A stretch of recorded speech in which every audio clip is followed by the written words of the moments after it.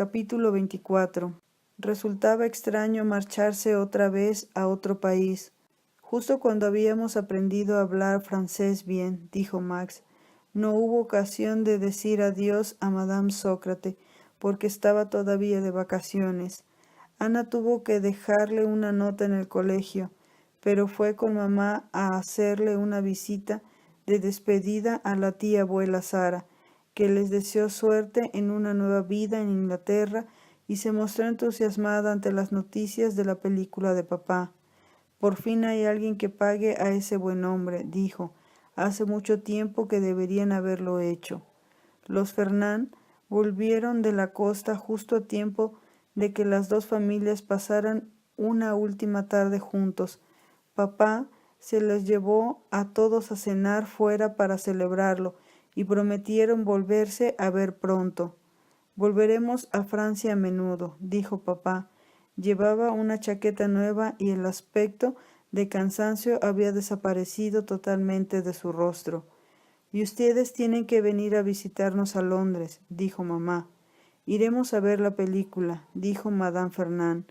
No tardaron mucho en hacer el equipaje. Cada vez que cambiaban de sitio, parecía haber menos cosas que meter en las maletas, por las muchas que habían usado o tirado, y una mañana gris, menos de 2 semanas después de la llegada de la carta de Inglaterra, todo estuvo listo para la marcha. Mamá y Ana se detuvieron en el comedorcito por última vez, esperando el taxi que les llevaría a la estación, despejada de pequeños objetos de uso cotidiano que la había hecho familiar. La habitación parecía vacía y pobre. No sé cómo hemos vivido aquí 2 años, dijo mamá. Ana pasó la mano por el hule rojo de la mesa. A mí me gustaba, dijo. Llegó el taxi. Papá y Max amontonaron el equipaje en el ascensor y papá cerró la puerta del piso tras ellos. Cuando el tren salió de la estación, Ana se asomó a la ventanilla con papá y miró cómo París se alejaba lentamente. Volveremos, dijo papá. Ya lo sé, dijo Ana, recordando lo que había sentido cuando volvieron al Gasthof Suite de verano y añadió, pero no será igual, no nos sentiremos en casa. ¿Tú crees que llegaremos a sentirnos en casa en algún sitio? Supongo que no, respondió papá. No como la gente que ha vivido en un mismo sitio durante toda su vida. Pero nos sentiremos un poquito en casa en muchos sitios, y eso puede estar igual que de bien. Las galernas equinocciales habían empezado pronto aquel año, y cuando el tren llegó a Dieppe, cerca de la hora del almuerzo, el mar presentaba un aspecto temible y sombrío bajo el cielo gris. Había elegido la travesía lenta de Dieppe a Newhaven porque era más barata, a pesar de la fortuna recién encontrada de papá. No sabemos cuánto tiempo tendrá que durarnos, dijo mamá. Tan pronto como el barco salió del puerto de Dieppe, empezó a cabecear y dar bandazos, y la emoción que Ana había sentido ante su primera travesía se evaporó rápidamente. Max, mamá y ella vieron cómo sus caras se iban poniendo cada vez más pálidas y desencajadas, hasta que tuvieron que irse bajo cubierta y tumbarse. Solo papá siguió tan tranquilo. El mal tiempo hizo que se tardaran 6 horas en cruzar el Canal de la Mancha, en lugar de las 4 usuales, y mucho antes de desembarcar ya pensaba Ana que le daba igual cómo fuera Inglaterra, con tal de llegar. Cuando al fin llegaron, había tal obscuridad que no se veía nada.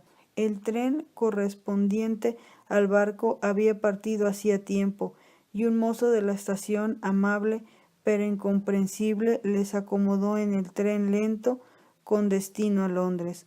Cuando el tren se ponía en marcha, vacilante, un puño de gotas de lluvia apareció en la ventana. Tiempo inglés, dijo papá, que estaba muy animado porque él no se había mareado. Ana iba acurrucada en su rincón del compartimento, viendo pasar el anónimo paisaje oscuro. Realmente no se podía ver cómo era nada. Al cabo de un rato se cansó de mirar y echó una ojeada, para variar, a dos hombres que iban frente a ella. Eran ingleses. En la rejilla que hacía sobre la cabeza había dos sombreros en forma de melón, de un tipo que pocas veces había visto antes, y los dos hombres iban sentados muy tiesos, leyendo periódicos. Aunque habían subido juntos, no hablaban entre sí. Los ingleses parecían ser gente muy callada.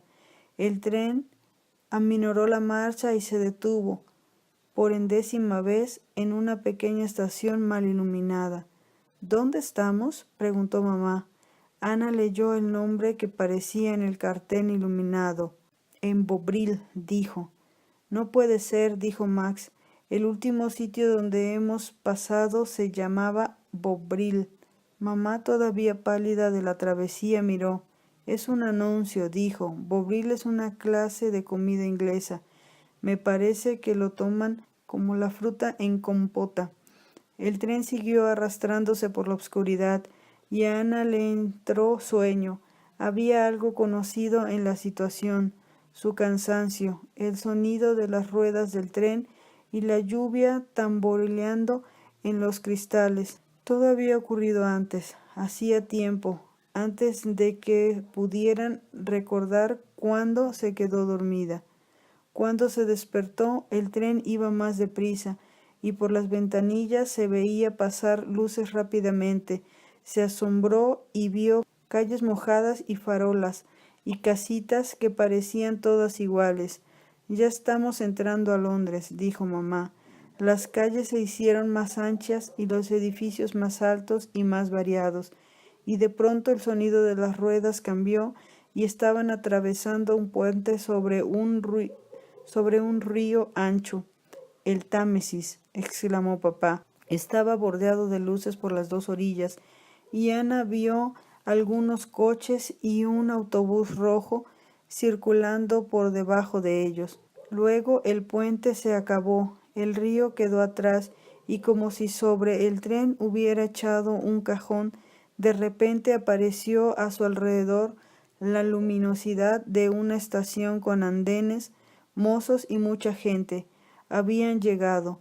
Ana se bajó del tren y se quedó en el andén desapacible mientras esperaba al primo de mamá, Otto, que iba a ir a recibirles. A su alrededor, los ingleses se saludaban sonriendo y charlando.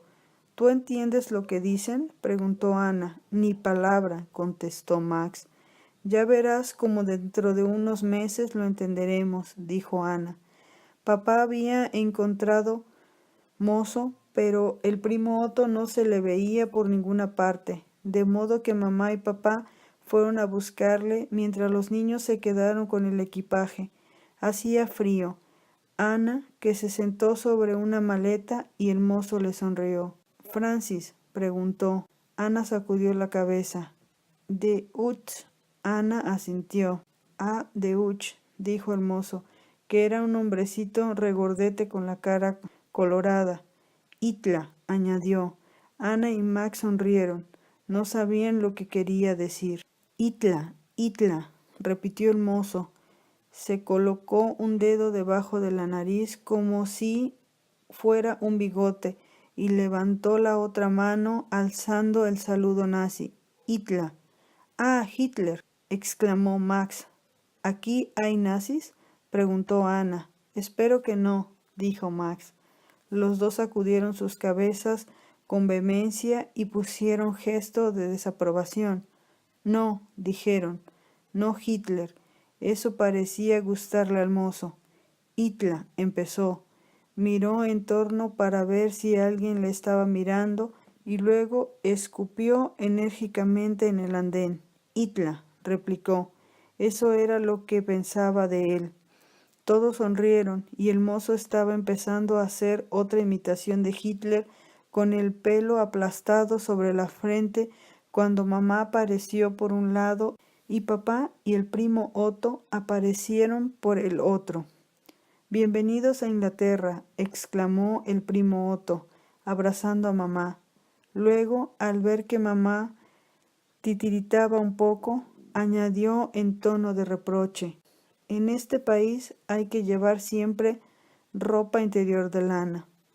Ana le recordaba de Berlín como un hombre bastante elegante, pero ahora iba mal vestido, con un abrigo arrugado. Le siguieron hacia la salida en lenta procesión. Por todas partes había gente.